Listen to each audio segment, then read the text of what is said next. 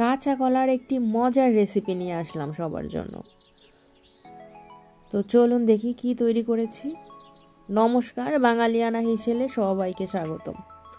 যারা পুরোপুরি ডায়েটে আছেন, যাদের আলু খেতে বারণ, তো আমাদের অন্য কিছু তো খেতেই হবে। আবার যারা এর মধ্যে যারা পেঁয়াজ রসুনও খান না, তো তাদের সবার কথা চিন্তা করে আমি রেসিপি নিয়ে আসলাম কলার একটি সেই রকম স্বাদের রেসিপি চিংড়ি মাছ দিয়ে। তো চলুন দেখি কি তৈরি করেছি। এদিকে আমি কলাগুলো এভাবে কেটে হলুদের পানিতে ভিজিয়ে রেখেছিলাম অনেকক্ষণ, আধা ঘন্টার মতো, যাতে কলার কষটা বেরিয়ে যায়। তো এদিকে ভিজানো হয়ে গেছে অনেকক্ষণ, এখন এগুলোকে ভালো করে ধুয়ে নিব।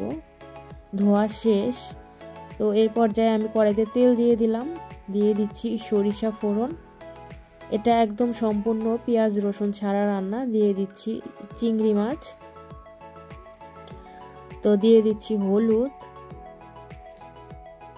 তো তেলের মধ্যে ভালো করে নেড়ে নিচ্ছি। তো এখন কলাগুলো দিয়ে দিলাম, কলাগুলো দিয়ে ভালো করে নেড়ে নিচ্ছি। এখানে একদম কম তেল ব্যবহার করেছি। তো ভালো করে কষিয়ে নিচ্ছি। চিংড়ি মাছ মশলা তো শুধু হলুদ দিয়েছি আর সরিষা ফোড়ন।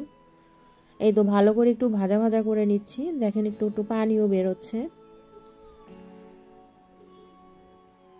এখন দিয়ে দিব পানি পরিমাণ মতো। এখানে আমি পানিটা একটু বেশি ব্যবহার করব, কারণ হচ্ছে এটা কলায় কিন্তু পানিটা টেনে নিয়ে যায় অনেকটা। একটু ঝোল ঝোল নামাবো, তো এখন কয়েকটা কাঁচামরিচ দিয়ে দিচ্ছি। বুঝতেই পারছেন আমি কতটা পানি দিয়েছি।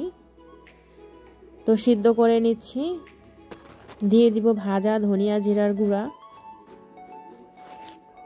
তো এখন দিয়ে দিলাম হচ্ছে ধনিয়া পাতা। কলাটা সিদ্ধ হয়ে গেলেই কিন্তু আমার রান্না শেষ। যারা পুরোপুরি ডায়েটে আছেন, যারা আলু খাবেন না, ভাত খাবেন না, তাদের জন্য একটা সেই রকমের রেসিপি। আপনারা এটি খেতে পারেন, ডায়েটে এই খাবারটি রাখতে পারেন। এটা খুবই সুস্বাদু খাবার একটি।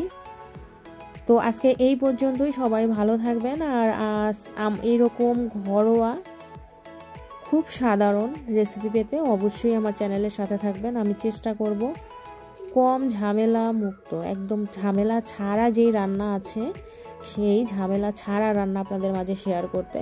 তো কথা হবে অন্য কোনো রেসিপিতে। আজকে এই পর্যন্তই।